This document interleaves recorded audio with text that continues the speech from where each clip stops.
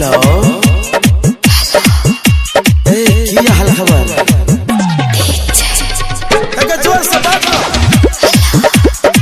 अरे की भेल की भेलो से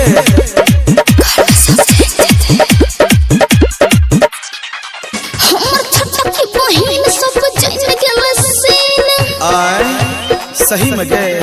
हमर छोटा की बहिन सब जान गेल सीन मैं तो कहे जब तेरे मोबाइल न बेचैन के चकल देखिए बेटी नकीन के मोबाइल मिक्स रखी हा ओकरा ल हम गिफ्ट ला के आबै छी रे कौन गिफ्ट जींस टॉप लाली टॉप खपा खप दब तोरा बहिन के जींस टॉप लाली टॉप खपा खप दब तोरा बहिन के रे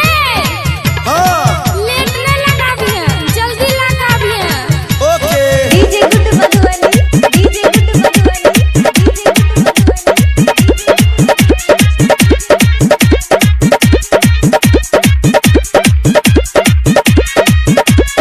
हर बात बलक मेल करै छै हमर सोचल प्लान सबटा फेल करै छै ई तो हर बात बलक मेल करै छै हमर सोचल प्लान सब फेल करै छै ओकरा चॉकलेट मिठाई खिया के रखे कुछ दिन तक फुसला के पानी पूरी चाट चाउमीन खिया के रखे कुछ दिन और फुसला के पैसा भेद खर्चा करबे गिन गिन के हेलो हेलो की भेलो ना मिललो अगर मिलले साइज कते छै जींस टॉप लाली टॉप खपा खप दब तोरा बहिन के जींस टॉप लाली टॉप खपा खप दब तोरा बहिन के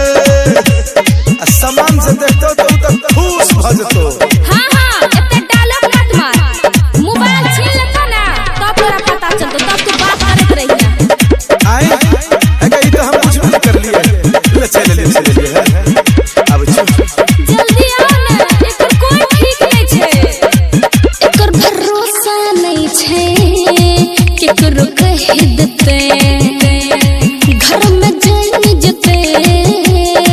सब की कहते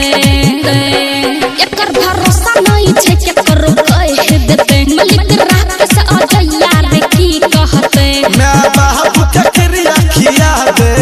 मैं तो हमारा सब बात करवा दे मैं बाप के क्रिया खिया दे मैं तो सहनु सब बात करवा दे उतल खड़ा पढ़े तो तोरा चीन के हम हो केकरो से कम छिए स्टूपिड जींस टॉप लाली टॉप खपा खप दब तोरा बहिन के जींस टॉप लाली टॉप खपा खप दब तोरा बहिन के अच्छा